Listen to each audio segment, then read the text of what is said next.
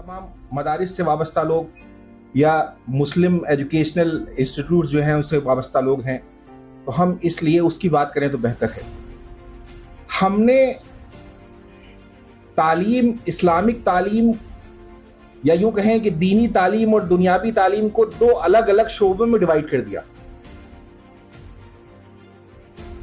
एक हमारा बच्चा जो दीन की तरफ रागिब है वो कहीं ना कहीं दुनिया से दूर होता जाता है।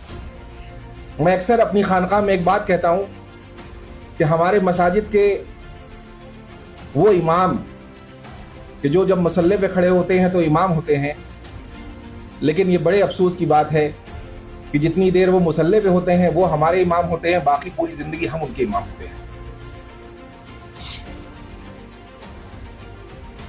जब तक हमारे मसाजिद के अइम्मा दीनी और असली तालीम से बराबर, जिस तरह उनको दीनी तालीम हासिल है उसी तरीके से जब तक दुनियावी तालीम हासिल नहीं होगी, जब तक हमारे माशरे का अपलिफ्टमेंट बहुत मुश्किल।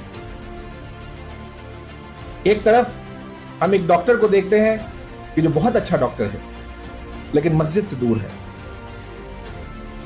वहीं एक तरफ हम जब दूसरी तरफ देखते हैं कि एक आलिम जो बहुत बड़ा आलिम दीन है, लेकिन जब हम कभी सफर करते हैं और रेलवे स्टेशन पे जाते हैं तो हम सबको देख के बड़ा बुरा लगता है कि वो आलिम कि जो हमको कल दीन की बहुत अच्छी अच्छी बातें बता रहा था, आज उसको अपनी सीट नंबर ढूंढने में किस कदर दुश्वारी होती है स्टेशन पर।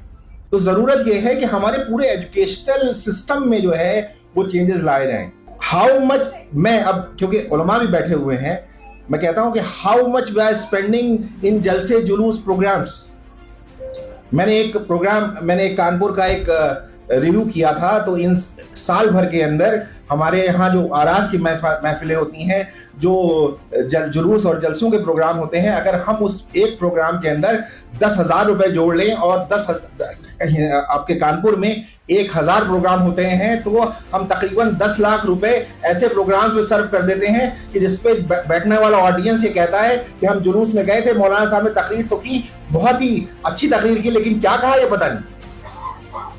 Then why are you spending your money in educational institutes?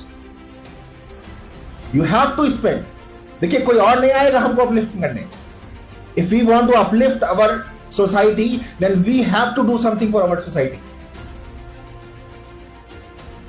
होता क्या है, दौरे हाजिर में हम और तमाम चीजों में तो बहुत काम करें, लेकिन हम क्वालिटी एजुकेशनल के ऊपर वर्क ही नहीं कर रहे। और ये कहां से मुमकिन होगा? ये खानकाहों से मुमकिन होगा, ये मदारिस से मुमकिन होगा। देखिए जब भी कोई इनकलाब बपा होगा तो इन खानकाहों और मदारिस से ही बपा होगा। खानकाहें सिर्फ उर्स करके अपनी जिम्मेदारी से बराए जिम्मा न हो, और मदारिस सिर्फ आलिम और हाफिज तक महदूद न रहें। जब तक ये हमारा आलिम और हाफिज एक अच्छा डॉक्टर इंजीनियर नहीं बनेगा, मुस्लिम माशरे का अपलिफ्टमेंट मुमकिन नहीं है।